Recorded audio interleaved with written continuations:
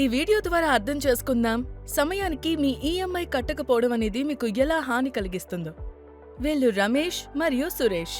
వీళ్ళిద్దరూ 1 సంవత్సర కాలానికి 1,00,000 లోన్ తీసుకున్నారు.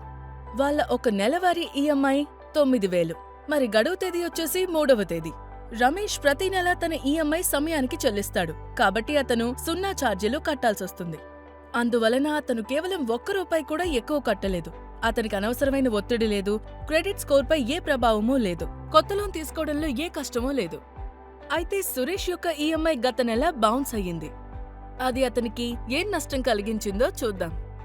ఆ ఈఎంఐపై సురేష్కు ₹590 బౌన్స్ ఛార్జెస్ విధించింది ఐడిఎఫ్సి ఫస్ట్ బ్యాంక్.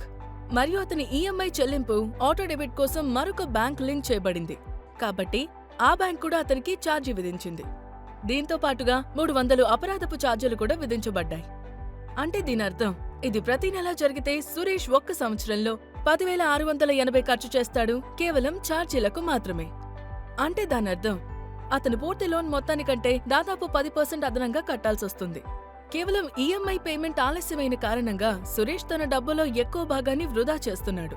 మీరు కష్టపడి పనిచేసి సంపాదించిన డబ్బును వృధా చెయ్యొద్దు. మీ తర్వాత ఈఎంఐ సమయానికి కట్టండి, ఎటువంటి అదనపు ఛార్జీ లేకుండా.